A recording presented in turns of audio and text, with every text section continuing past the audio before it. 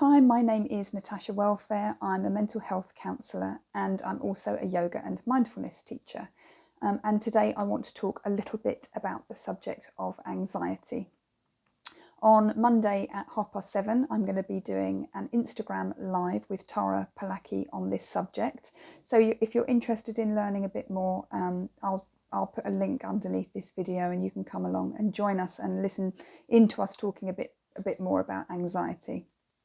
So the first thing that I wanted to talk about in this video is, what is anxiety? And I think a really good place for us to start is to, recognise that we are no different to animals when it comes to anxiety. So when we watch wildlife programmes and we see animals being hunted, and we watch how, they respond to that threat and to that danger, it's exactly the same for us as human beings. And it's a really somatic body response, isn't it?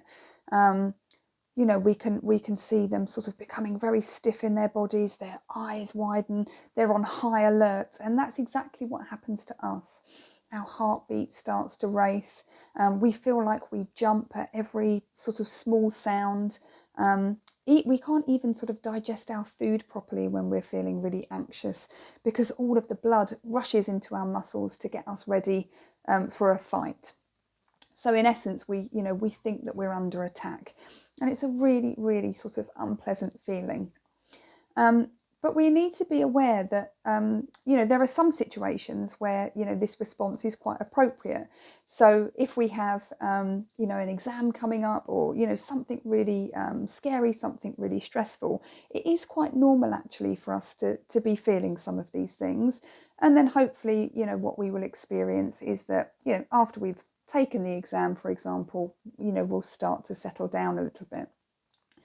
Now, of course, when we're suffering from more problematic anxiety, we don't settle down, and it almost feels a bit like we're living with this level of anxiety all of the time. We wake up in the morning and there's sort of no reason for it, but we might be clamping down on our teeth, we might have pain in our jaw. The anxiety, it's like a cloud, it's always there and we can't quite get away from it. And when we're suffering from this level of anxiety, it might be really useful, to consider doing something about it, seeking, some additional help.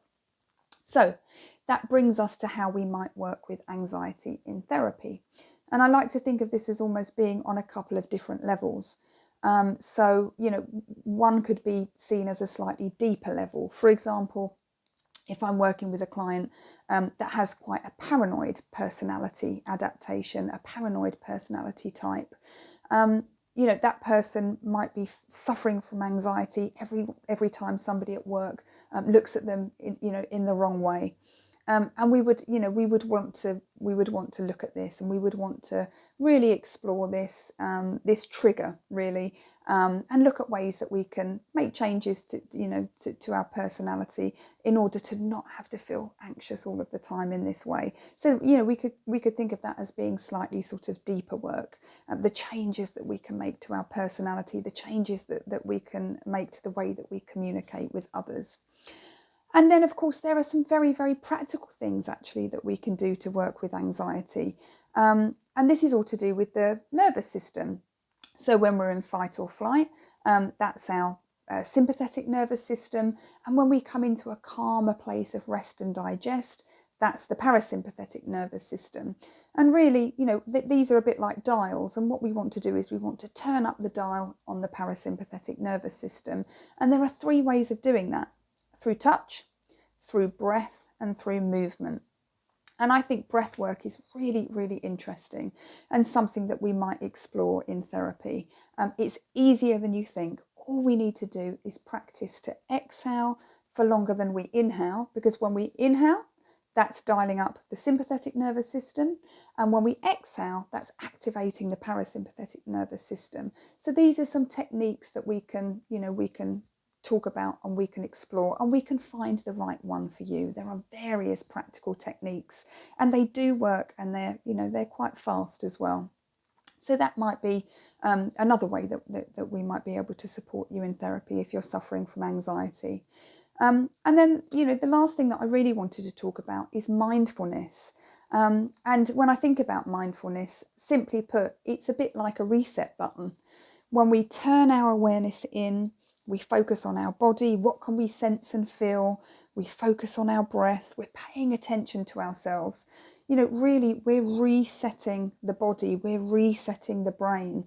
And if we think about anxiety is often worrying about things that have happened in the past, and we can replay them, perhaps things that we feel guilty or shameful about, that they sort of haunt us, don't they? Or we can go into a place of the what ifs. So what if this is going to happen? What if that's going to happen? And that's about, thinking too much ahead. And really, mindfulness is the opposite of both of those things. Mindfulness is about being here and now, absolutely present in this moment. So mindfulness really is, it's the antidote for anxiety. So it's, mindfulness is something that I'm really, really passionate about.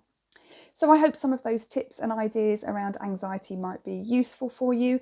If you would like to learn a little bit more about anxiety, come and join myself and Tara Palaki on Monday at 7:30 on Instagram, and I will put a little link underneath this video. I hope it was useful.